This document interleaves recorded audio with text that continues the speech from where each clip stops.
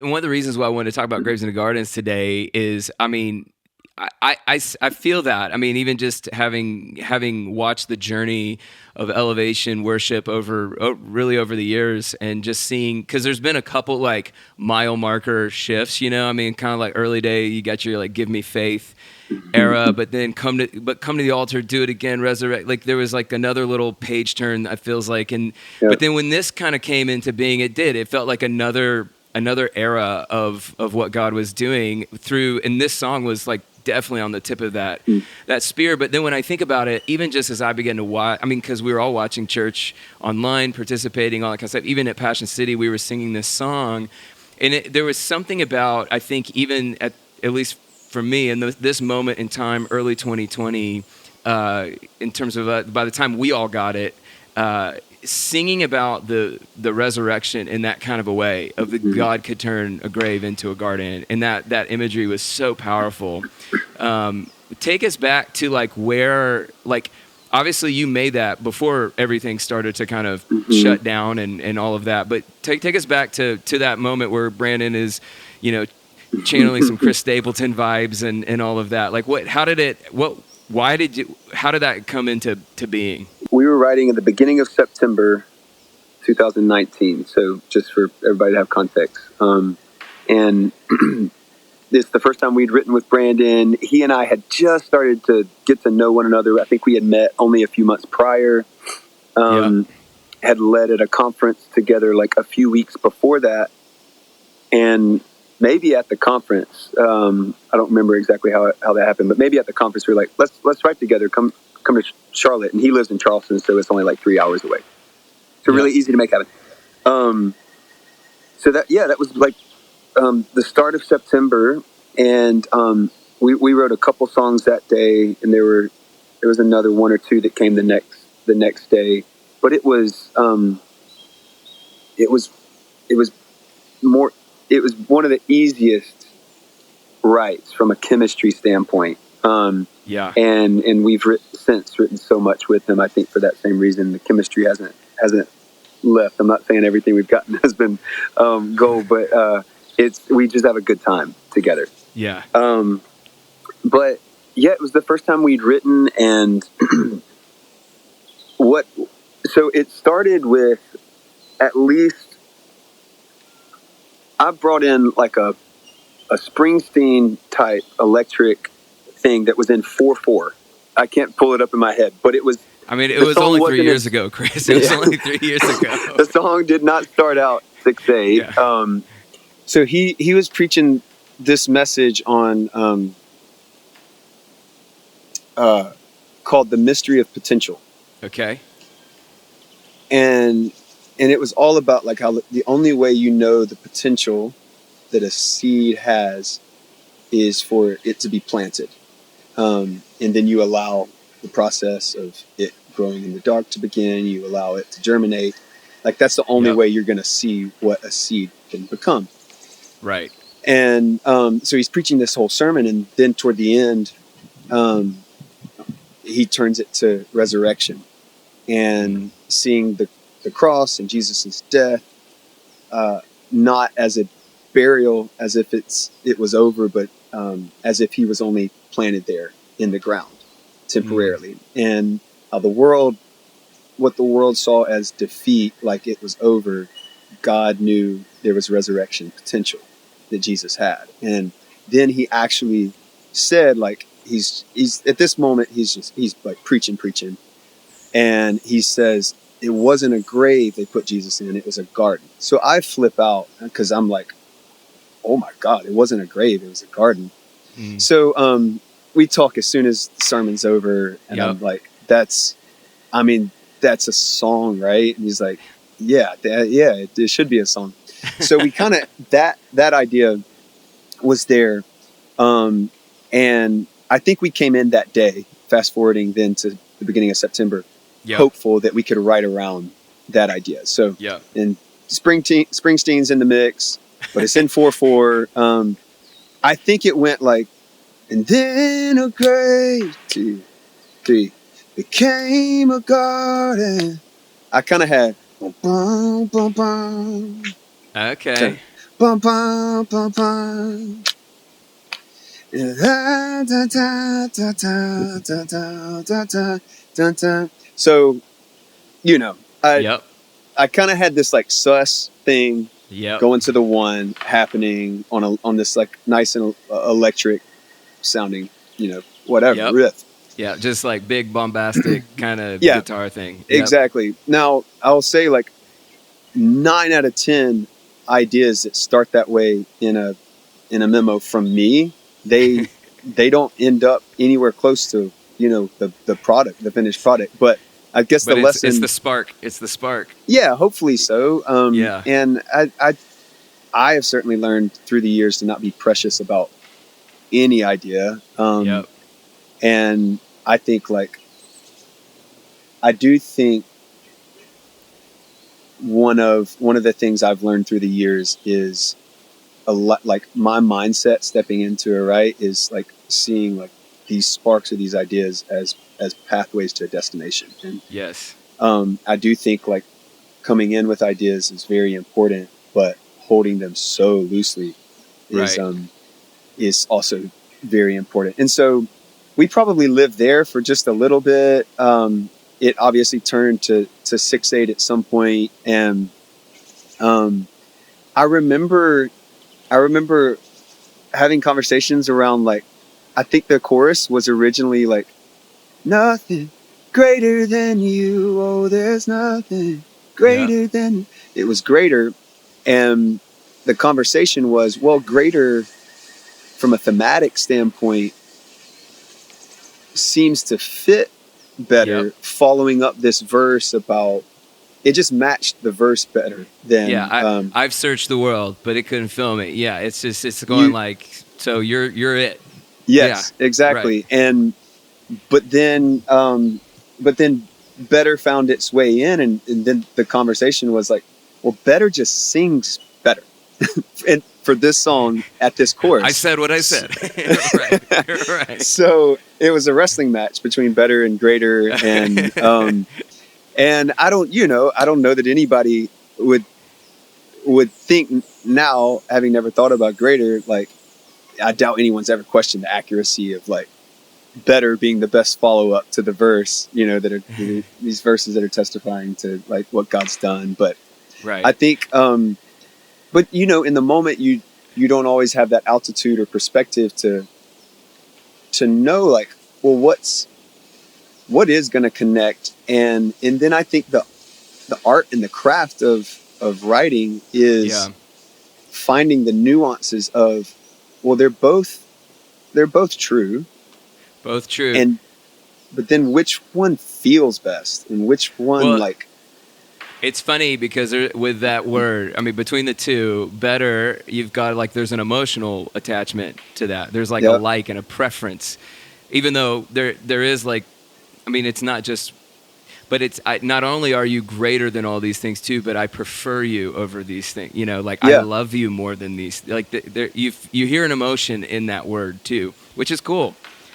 Yeah, that's a great argument, Brett. You you said it very well. I don't think it even came. I mean, I remember the conversation literally just being around like, which one sings better? I mean, it feels good. It feels good. It feels good. But I'll also say to that point, one of Pastor Stephen's strengths is also like, he is relentless about chasing a feeling. Okay. The feeling, like in a writing room, and it wasn't, so this song, it wasn't like it just started with, as soon as we went go go go go, we knew like that was it. It was like stumbled upon, and then that was embedded with a bunch of mumbling, right, that didn't have a great melody to accompany it, but there was definitely like, you felt excitement and energy hit the room when when that happened. And so I do think he is relentless about making sure we at least always circle back to that feeling, and we may depart and chase like other ideas for some time, but he knows where the true north is. Yeah, I think so, and I think Yeah. and I think it's all part of the process to make sure you do chase different ideas, and For sure. sometimes that does lead to better feelings and better sparks and better excitement. But ultimately, like in this, it wasn't producing the same chill bumps, or it wasn't putting the same smile on our face, and Right. so we eventually came back. I think he was like, we got to get back to that feeling, like whatever that was. We got to go back to how that made us feel. Yeah. And He's so, like, hit me with those chords. Hit me with those chords. Yeah. Right.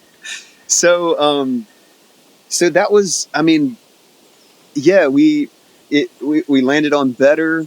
We had the verses. You had Brandon singing in his very South Carolina twang. His Charleston. His Yeah. yes, his Charleston swagger, and Yep. and I think like I also we were singing the melody with the chords with the um at some point. This may have been when it was in 4/4, but Yep. like the melody wasn't on the offset. It was Okay. bum bum bum bum you dun, dun, dun, Right. dun, dun. It was all together, which wasn't near as cool. Which also Yeah. was that happened initially in Do It Again. And initially Do It Again was I seen you move. Yeah. It was Dun, on dun, the. dun, dun. Yeah. Bum, bum, bum, bum. And it was like, oh no, it's way better if you let the Yeah. music do the talking, and then we answer. I love that we've come full circle from your story of like learning chords, because here are two songs now that the chords are vital to what's happening. That's true, and very simple Hello. chords at that. Hey, that's Oh, all it takes. It's 3 chords in the truth, everybody. Right. 3 chords in the truth. But no, that's awesome. So all of you guys, you chase this feeling, you get this this imagery, and I imagine, so like how did lyrically did it all just start to kind of like, once you started getting this feeling, you're kind of capturing that. Did the lyrics just kind of flow, or how'd y'all kind of stitch all that together? Honestly, I don't have a good memory of the verses. Yeah. I have that memory of the chorus. The bridge, once we had spent several hours like circling different things and landed in 6/8, and then landed with that riff and coming back to that, the simplicity of bum bum bum bum, then it eventually, Pastor Stephen eventually spilled out like, you turn graves into gardens, literally in one with one go at it. Yeah, it feels very stream of consciousness, like in that, like Yes. in like a really powerful way. Yeah. Yeah, and Tiffany Hammer, one of our worship leaders here, songwriters here, she's also in the room and is a writer on the song. So she and Brandon and myself are just like, yeah, let's do just that. Like, how can we take it down? Take Yeah. it down. Yeah. Yeah, that's Oh wow. so yeah. It but I also remember at some point he was like, I think the song needs to feel and sound like faith. I love that. And I think the combination of this faith-filled lyric with this like faith-filled sound Yep. is something like somehow we accomplished in this song. But that was kind of the true north. Honestly, I feel like for this particular song, it's like, let's get a song that feels like faith and sounds like faith. Man, absolutely. You guys, and you nailed it. So you guys get it. You start arranging it. You start putting it together. Would anything crazy happen in that moment? Just as you guys are trying to, just starting to kind of push on your rules, or the box that songs normally live in, or was it just kind of like in the flow of what that writing session was like? It I'll also say, and for all the episodes you do in the future, there's revisionist history going on with any of this, right? Like we don't have the exact accurate depiction of how things played out. We always insert our own memories in there. Yep. Not from ill motive, but just like things just change over the course of time in your mind. But my memory is, I think we introduced it in church. So we wrote it beginning of September. I think we introduced it in church maybe late October, early November. Okay. Yep. There was a point in the production with the whole band that over that bridge riff, boom, boom, boom, boom, there was a lot more counter melody, like notes, dun, da, da, da, da, da, da, da, da, going on with the dun, dun, dun, dun, Yep. and we made a conscious decision to like, no, everything has to be about this, the simplicity of Right. and then get out of the way. Wow. So there was, I remember that being probably like the biggest thing that we really paid attention to when it was kind of cluttering up what the bridge was from a musical standpoint. But we introduced it to church, and I remember feeling like, yes, it feels great. We probably led it 4 or 5 times before we recorded it, and we recorded it in January 2020. So just a couple months before the pandemic. And go ahead. Did y'all record? Y'all played at Passion 2020. Did y'all record it then? Was your recording the night before? You're right. No. So no, that was just it's like a New Year's Eve service. That's right. Okay, but you recorded like in that window. Yep, like probably 2 or 3 weeks after that. Okay. So so you record it. The choir's there. The people are there. Church. You guys have been singing it a couple of weeks at church. A few months at church. And at what point though? Because this is kind of like one of the reasons why I want to do this whole podcast. Because obviously songs get written. People are writing songs for their churches, for their community, and it's amazing. And sometimes they serve that. But obviously this one, there was something just different about this song. And I mean, I'm curious, like, when did you realize, like, hey, this song is like resonating differently than other songs that we've kind of introduced or led or this, that, the other, or maybe it's the moment in time, but when was that moment where you realized, like, hey, wait, God's doing something just unique through this song, Graves in the Gardens? I think at the recording. Really? In January. Because we knew we loved the song, and I remember us even saying, in October when we introduced it, or November, whenever that was, like, if nobody else loves this song, and if our church gives us no love for this song, on this song, we're gonna make a commitment that we love this song, and nobody can steal that love from us. So I love that. like I said, we'd only done it just a few times, so it's not like it just popped off and exploded in church on Sunday morning. I mean, churches, when you introduce new songs, they're learning it, and they don't. Yeah, so.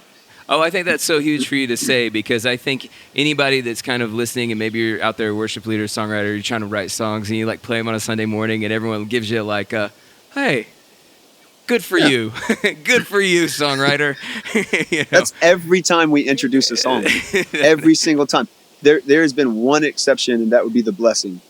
Every other time, it's like you leave church and just go, I mean, I don't know. I guess because for goodness sake, like, your people. So this is a good thing, because you've been in the mix with this for a little while now. How do you know that this is the song for the season? As you're trying to like navigate, okay, what God's doing, here's what God's doing in us as the creatives over here, and here's what God's doing in people. How do you tell, like, how do you follow the Spirit to know, hey, this is the song? You can write a lot of great songs, but then you got to know this is the song for this season. How do you know that? I don't know that you do ahead of time. Right. I don't know that. I'm trying to scroll through my mind. I I'll say with this one, I mean, we knew at the recording, and I think you could feel, like, if you've seen the video, you could feel like Yeah. the room just took off. And so you knew the song took over the room. It hadn't been doing that on Sunday mornings. Right. But it was special that night. Now, that said, it had its moment. Yeah. It had its moment. That said, it was like, oh, this is going to be amazing. That was just weeks before the pandemic hit the U.S. at least. And so I will say in the case of Graves, and the same would be said for The Blessing, which we wrote just like 2 weeks before everything shut down here, it felt very God orchestrated that we were releasing an album called Graves in the Gardens. You said it, at the top of this, but we were releasing a song with that title, an album with that title. That title was decided on in September of 2019, and we decided to actually title the album that in October and November of 2019. But there's this song about resurrection potential, and this song that carries so much faith. Yeah. The timing just felt very ordained. But I mean, obviously you can't predict that or project that, and you certainly, I just don't know that you can manipulate that, fabricate it in any way. Not that that's ever the goal, but like I don't know, like, even in the moment. I do think when we left the recording, though, maybe that, just to plainly answer your question, I think we left the recording going, Graves in the Gardens is a different song. That's special. It felt special.